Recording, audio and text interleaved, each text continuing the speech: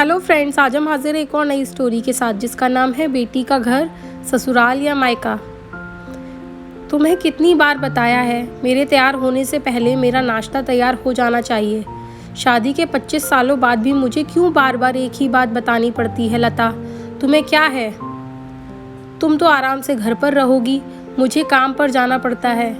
तुम हो कि हमेशा बेवकूफ़ों जैसी हरकत करती हो। अगर तुम यह जानबूझकर करती हो तो याद रखना, मुझसे बुरा कोई नहीं होगा।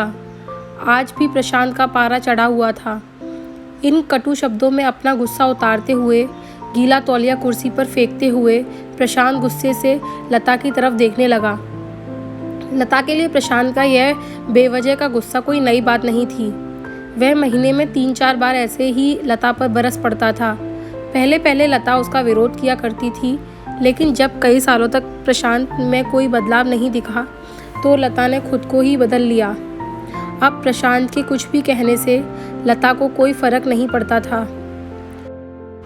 प्रशांत की हर बात वो चुपचाप सिर नीचे झुकाए सुन लेती थी।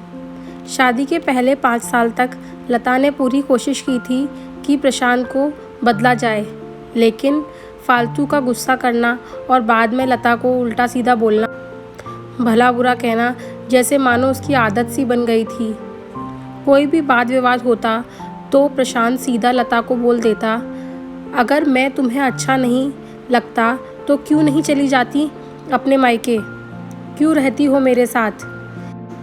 इतना सब कुछ हो जाने के बावजूद लता प्रशांत के साथ रहती थी क्योंकि उसे अपनी बेटी की फिक्र थी। और वह जाती भी तो कहाँ, अपने बूढ़े हो चुके माँ बाप को इस उम्र में परेशान करना वह नहीं चाहती थी। समाज और लोग क्या कहेंगे, यह भी तो उसे देखना था। वह इतनी पढ़ी लिखी भी नहीं थी कि खुद जाकर कोई काम कर सके और अपना और अपनी बेटी का पालन पोषण कर सके। लता को अब अपनी फिक्र नहीं थी, उसको फिक्र थी तो बस अपनी शादी लायक हो रही बेटी की।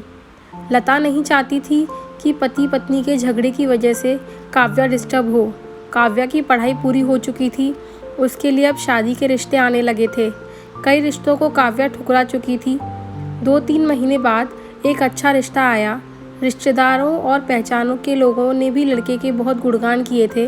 प्रशांत एक शाम अपनी बेटी के पास बैठकर उसे बताने लगा, काव्या बहुत अच्छा लड़का है, पढ़ा लिखा है, बड़ा घर है, बहुत अच्छी नौकरी है। ऐसे रिश्ते बार बार नहीं आते हैं बेटा, इस बार मना मत करना। काव्या अपने पिता से ज़्यादा बात नहीं करती थी, शायद डरती थी या शायद नफ़रत करती थी, लेकिन आज वो अपना पूरी हिम्मत इकट्ठा कर बोली, मुझे अभी शादी नहीं करनी है पापा, मैं नौकरी करना चाहती हूँ, खुद अपने पैरों पर खड़ा होना चाहती हूँ। हाँ तो उसमें क्या बड़ी बात है, मैंने लड़के से बात की है, वह तुम्हें किसी बात के लिए नहीं रोकेगा। तुम शादी के बाद भी नौकरी कर सकती हो, वह तुम्हें नौकरी के लिए परमिशन दे देगा। प्रशांत बोला, मेरा नौकरी करना या ना करना उसकी परमिशन पर क्यों डिपेंड रहेगा पापा? काव्या ने पूछा। मैं कह रहा हूँ ना, तुम्हें किसी भी चीज़ की कमी नहीं होगी वहाँ। ऐसे रिश्ते बार बार नहीं आते, इसे ठुकरा मत, बहुत खुश रहोगी तुम वहाँ।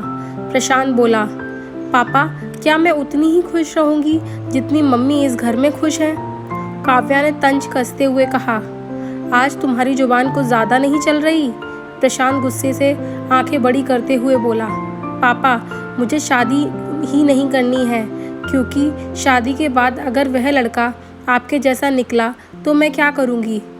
मुझे आपके जैसा जीवन साथी नहीं चाहिए जो बिना बात के मुझ पर हमेशा चिल्लाए। मुझे कुछ भी अपनी पसंद का लेना हो तो 10 बार सोचना पड़े, कहीं वह नाराज़ तो ना हो जाएगा। मेरी तबीयत कैसी भी हो उसे परवाह ना हो, रोटी थोड़ी सी मोटी बन जाए तो घर सर पर उठा ले, उसकी चेकबुक ना मिले तो भी मेरा ही दोष निकाले और हर छोटी मोटी बात पर मुझे मायके जाने के लिए कहे। काव्या ने अपना दिल खाली करते हुए पापा से सब कह दिया। प्रशांत का गुस्सा 7वें आसमान पर था, लेकिन उसके मुंह से एक भी शब्द नहीं निकल रहा था। वो काव्या की बातें सुन रहा था। काव्या उतना ही बोलकर चुप नहीं हुई। आज पहली बार वह अपने पापा के सामने इतना कुछ बोल रही थी। पापा, आपने माँ के साथ हमेशा गलत व्यवहार किया है। आप अपने ऑफिस का गुस्सा बिना सोचे समझे माँ पर उतार देते हैं। कभी इस बात की परवाह भी नहीं करते कि उन्हें कैसा लगता होगा। आपकी बातें सुन सुन माँ ने अपना स्वाभिमान खो दिया। प्रशांत आज पहली बार अपने किए बर्तावों को महसूस कर पा रहा था।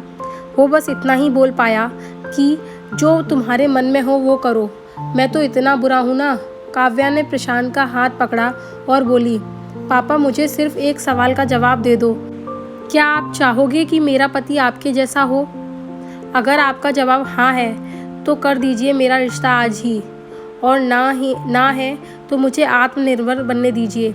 प्रशांत कुछ भी ना बोल पाया और वहाँ से चुपचाप बाहर चला गया। आज उसे लता के सामने जाने में शर्म आ रही थी। चलते चलते उसकी आंखों से आंसू बह रहे थे। प्रशांत ने आज से अपने आप को बदलने का निश्चय किया। अगले दिन से लता ने अपने पति में काफ़ी बदलाव देखा। वह सोचने लगी कि जो हिम्मत काव्या ने दिखाई है, वह हिम्मत अगर मैं पहले दिखा देती तो शायद आज परिस्थिति कुछ और ही होती।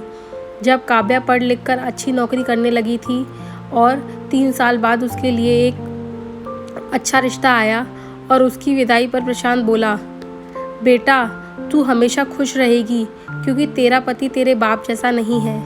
प्रशांत की यह बात सुनकर लता और काव्या की आंखों से आंसू बहने लगे।